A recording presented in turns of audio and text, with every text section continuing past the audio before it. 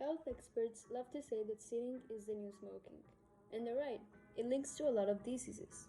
But what's more concerning is the thing we mostly do sitting, which is mindlessly scrolling through Twitter or Facebook or Instagram. As you probably know, it's not the best habit when it comes to our collective psychology, because many people have warned us about the potential negative effects social media has. And it's not only for teens, but for adults too. So I'll give you a brief rundown of how damaging it can be for our mental health. So, first off, it's addictive.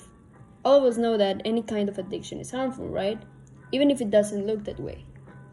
So while experts haven't confirmed on internet addiction, there's pretty solid evidence. A review study from Nottingham Trent University looked over this.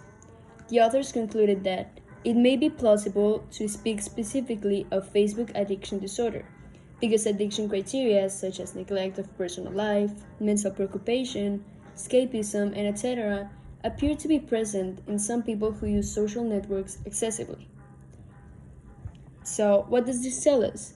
It says, and it confirms our suspicions that maybe our mothers or our parents have, that yes, social media is addictive.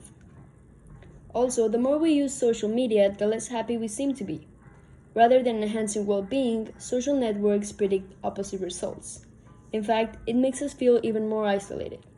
Comparing our lives with others is mentally unhealthy. So that's part of the reason Instagram or etc. makes us feel isolated. It's because of the comparison factor.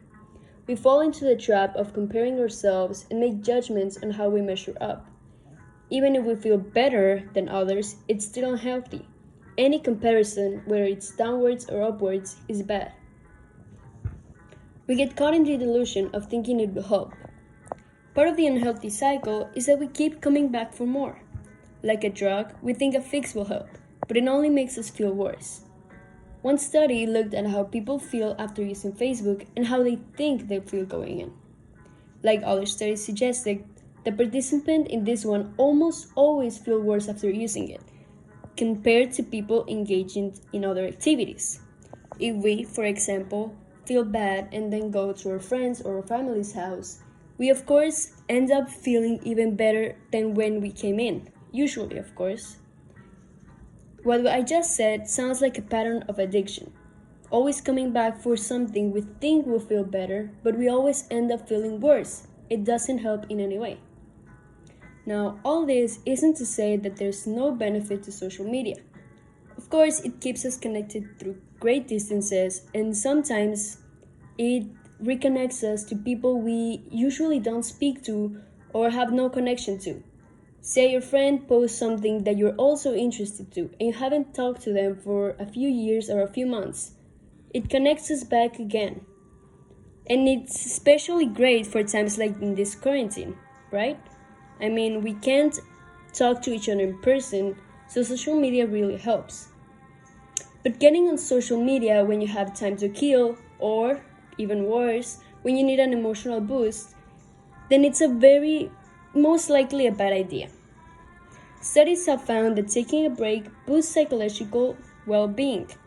So, in conclusion, if you're feeling brave, try taking a little break and see how it goes.